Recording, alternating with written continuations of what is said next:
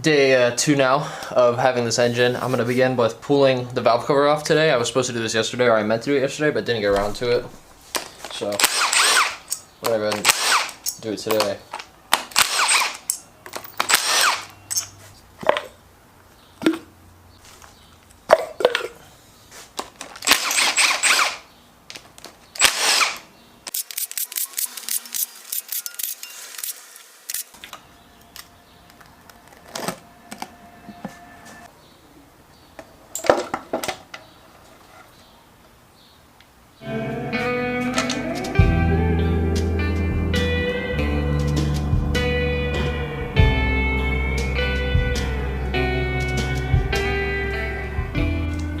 Here we have the first look inside this engine. It's really clean, actually. It's got a little bit of a brown tint to it. Nothing crazy, though. I'm sure some nice oil would actually clean this up really nicely. This is far better than my other car was. And you can see here, a little bit of slop in the chain, but absolutely not bad at all. I am going to rotate the engine, though, and make sure, because at top dead center, this will be tight. One other thing you can get a good look at here, this valve cover has no marks in it from the chain hitting. My old valve cover had really deep grooves in these top two sections here, and that's indicative of a loose chain slapping the top of the valve cover and actually grinding away at it. So this is really good, and if this chain's all tight, I feel pretty confident going ahead and using it as is without swapping over all the timing components. I'll go and pull all these spark plugs now so I can crank the engine without any compression. That way it will be easy to move.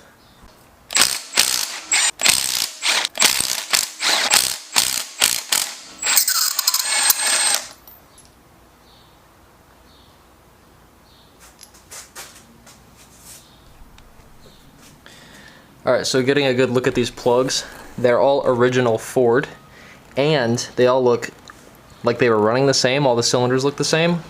As you can see here, original Fomoco, which means these are probably never changed. Obviously, it's a 50,000 mile engine, you wouldn't expect them to be. Now I will spin the crank, like I was saying, to make sure this is actually going to be tight at all parts of the stroke.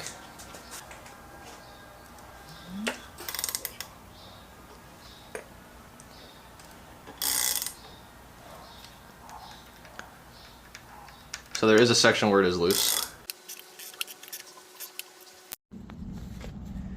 Came out to the speed and started pulling stuff apart. We have the intake manifold off, the fuel rail off, the PCB plate off, and the turbo and the manifold.